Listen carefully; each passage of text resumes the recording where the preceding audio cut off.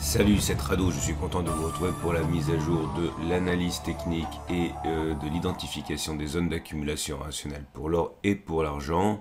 Je vous prie d'excuser ma voix, je suis toujours actuellement sous l'effet du Covid et on va tout de suite commencer par les actualités. J'ai repéré pour vous deux beaux articles qui devraient vous donner du grain à moudre avant la mise à jour de samedi. La première contribution, le premier article nous vient de Nicolas Perrin, comme très souvent quand c'est bien fait, et les signes annonciateurs d'une stagflation sont de plus en plus évidents. Stagflation, c'est-à-dire récession, ralentissement économique dans un contexte d'inflation. Ce qui est intéressant, c'est de noter que l'or ne joue pas le même rôle et ne produit pas les mêmes bénéfices selon le contexte économique, que ce soit inflation, déflation, stagflation, etc. Et dans ce contexte de stagflation de plus en plus plausible, eh bien cet article nous montre ce que l'or est susceptible de faire. Je vous invite donc à regarder ça, mais je préfère vous dire que c'est plutôt très encourageant.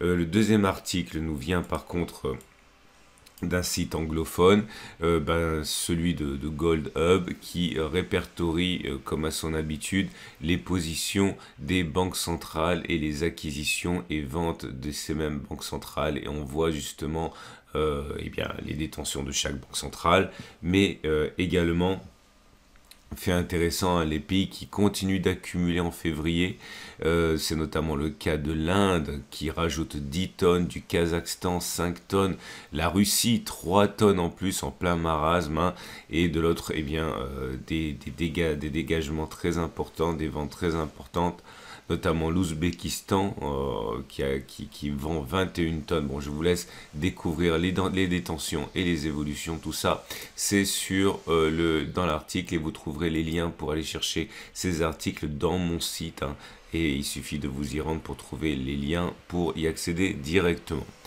L'or libellé en euros rebondit mollement depuis sa zone de support majeur. Bon, il s'est avéré que c'était une zone d'accumulation rationnelle, comme c'est souvent le cas, on rebondit bien. Depuis les plus bas du 29 mars, on a réussi à récupérer 4%, mais on négocie l'or toujours 7% en dessous des sommets qui ont correspondu à l'invasion de l'Ukraine par la Russie. Pour l'instant, rien ne permet de dire que l'on a fini de baisser. Ce qui est sûr, c'est qu'on a effectivement un rebond.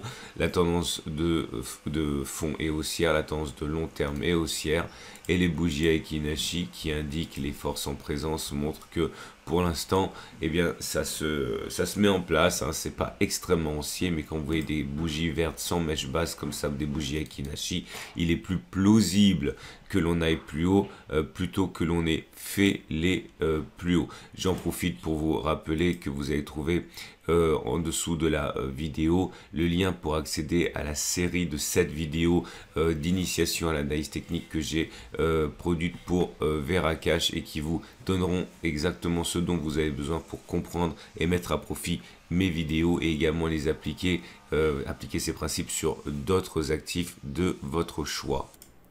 Et pour l'or libellé en dollars, c'est la même chose, un petit rebond, mais bien plus mou. On n'arrive pas à véritablement se détacher du support des 1890-1913. On n'est pas sur zone d'accumulation rationnelle non plus. La zone d'accumulation rationnelle, c'est 1913 et puis ensuite 1877. Si on y va, la tendance de fond reste haussière, la tendance de long terme reste haussière. Mais si on regarde les bougies Aiki-Nashi, c'est un peu différent de ce qui se passe pour l'or en euros. Toujours pour l'instant des bougies qui sont rouges en Aiki-Nashi, ce qui veut dire qu'il est plausible que l'on aille plus bas pour l'or libellé en dollars. On passe à présent à l'argent libellé en euros pour débuter, qui n'est pas du tout aussi réactif que l'or, bien au contraire. Nous sommes en train d'enfoncer une zone de support des 22,6, 22,3. C'est une zone d'accumulation rationnelle. La prochaine zone d'accumulation rationnelle serait un retour sur les 21,6, 28. Pas suffisante cette baisse pour remettre en cause la tendance de fond qui est haussière et la tendance de long terme qui est haussière, mais il est vrai que la mollesse actuelle laisse envisager une continuation de la baisse. Pour l'instant, les bougies Aiki-Nashi ne montrent pas du tout de signal de retournement. C'est plutôt neutre, voire négatif, hein, avec une bougie rouge sans mèche basse qui est en train de se dessiner. Et on va terminer avec l'argent, mais libellé en dollars, pour noter la même chose, empire, puisque la zone de support des 24,7, 24,3 est en train de lâcher, elle a lâché, et c'était une zone d'accumulation rationnelle. Je ne vois pas d'autres zones d'accumulation rationnelle avant un retour sur les 22,9, 21,7. Il y a des petites zones, mais étant donné qu'on accumule depuis de très longues semaines, mois, il n'y a pas de raison de se précipiter. Donc, zone d'accumulation rationnelle 24,7, 24,3. Et la suivante, 22,9, 21,7.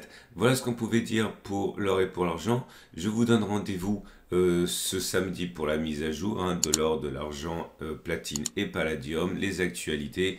Et n'oubliez pas de vous rendre sur mon site si vous voulez accéder aux articles que j'ai mentionnés. Et n'oubliez pas non plus que mon partenaire pour acheter de l'or, de l'argent physique, c'est Au Coffre. Vous avez un lien pour payer moins cher sur mon blog. Si vous vous rendez sur mon blog et vous cliquez sur la bannière ici, eh bien vous aurez accès à des pièces d'or, notamment avec une prime réduite. Actuellement, le quart d'once Vera Valor est à 492 €, donc moins cher en passant par mon site que directement sur le site d'Au Coffre. Je vous donne rendez-vous samedi.